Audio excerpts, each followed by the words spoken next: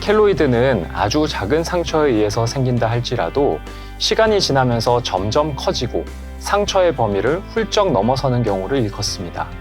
따라서 마치 종양과도 같은 특성을 보이는 흉터라고 할 수 있습니다.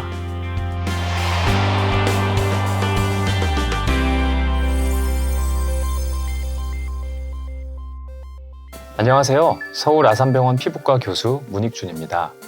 피부라는 장기는 우리 몸을 외부 환경으로부터 보호하는 중요한 역할을 수행합니다. 하지만 그만큼 수술이나 외상 등으로 상처받기 쉽고 그 상처가 아무는 과정에서 크고 작은 흉터가 발생하게 됩니다. 우리가 알고 있는 일반적인 흉터와 달리 흉터 조직이 자꾸 커지고 극심한 증상을 유발하는 켈로이드에 대해서 한 번쯤은 다들 들어보셨을 텐데요. 오늘은 흉터 그 이상의 고통을 야기하는 켈로이드에 대해 폭넓게 알아보는 시간을 갖겠습니다. 켈로이드란 상처의 범위를 넘어서 과도하게 증식하는 흉터 조직을 말합니다.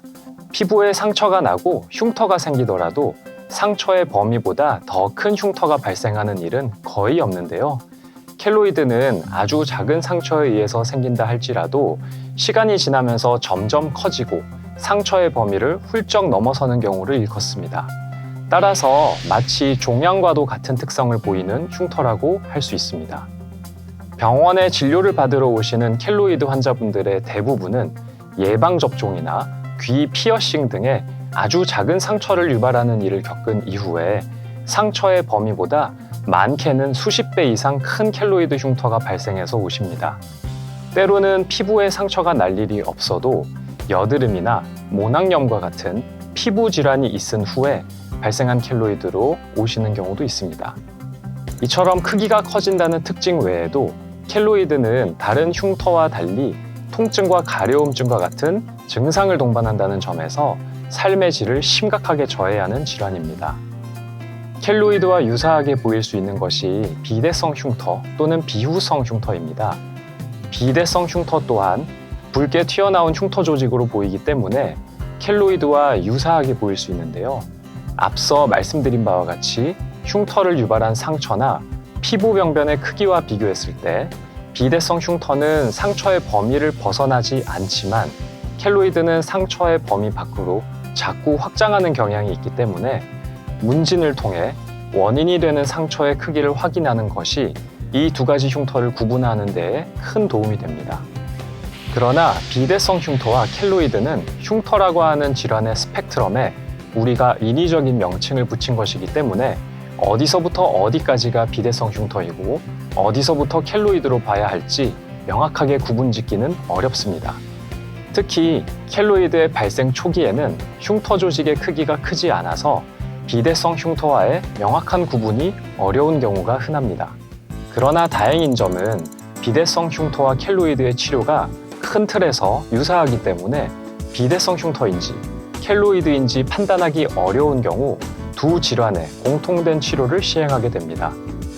비대성 흉터는 켈로이드보다 치료의 반응이 좋고 치료를 중단했을 때 재발이 거의 없다는 특징이 있어서 치료를 진행하고 경과를 보면서 최종적인 진단에 이르는 경우도 있습니다. 켈로이드는 치료가 어려운 난치성 질환으로 여겨집니다. 다양한 종류의 치료가 시도되고 있는데요. 수술적 치료와 비수술적 치료로 구분할 수 있습니다. 비수술적 치료로는 병변 내 주사요법이나 레이저 치료, 냉동 치료, 방사선 치료, 약물 도포 또는 약물 복용 등이 있으며 대체로 이들 중 두 가지 이상의 치료법을 함께 시행하는 복합 치료가 추천됩니다. 가장 흔히 시행하는 치료가 병변 내 주사요법입니다. 켈로이드에 직접 스테로이드나 항암제를 주사하는 주사요법으로서 효과가 우수하지만 주사로 인한 통증이 심하다는 단점이 있고 레이저 치료나 냉동 치료는 통증 자체는 덜하지만 여러 차례 받아야 효과를 볼 수 있습니다. 먹는 약과 바르는 약은 켈로이드로 인한 통증이나 가려움증을 완화시키는 효과가 있지만 약물 치료 단독으로는 미용적인 개선을 기대하기가 어렵습니다. 수술은 말 그대로 켈로이드 조직을 물리적으로 제거하는 방법인데 켈로이드의 크기가 작고 수술 부위의 재건이 용이한 부위에서 적극 고려됩니다.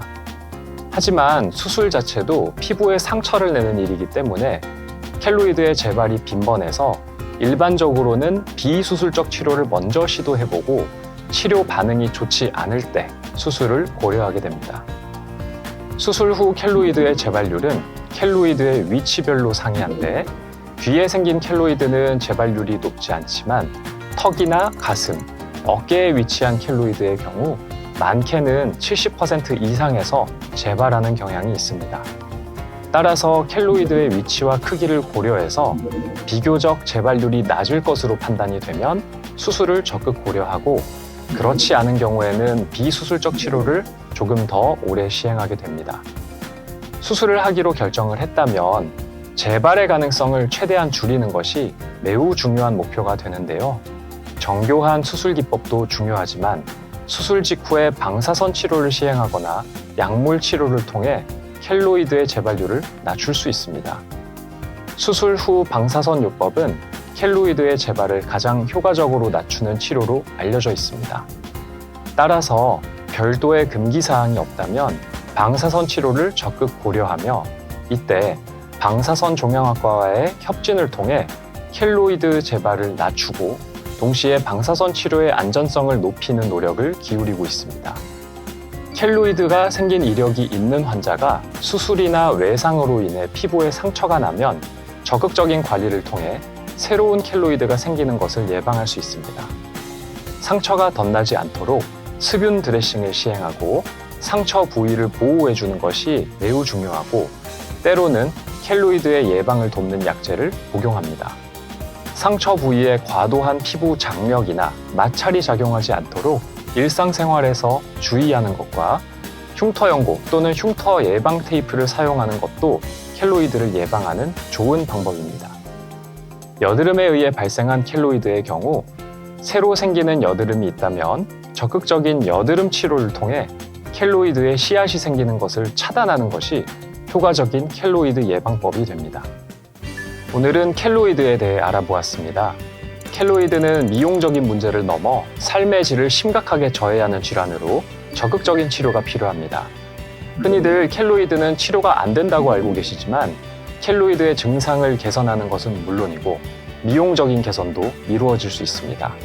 켈로이드의 치료는 일반적인 흉터들과 달리 오랜 기간 소요되기 때문에 환자분들이 중도의 치료를 포기하는 경우들이 있습니다만 담당 의료진과 장기적인 치료 계획을 수립하고 그에 맞춰 치료하다 보면 켈로이드가 주는 고통으로부터 벗어날 수 있습니다. 환자분들의 건강을 위해 항상 고민하고 노력하는 서울 아산병원이 되겠습니다. 감사합니다.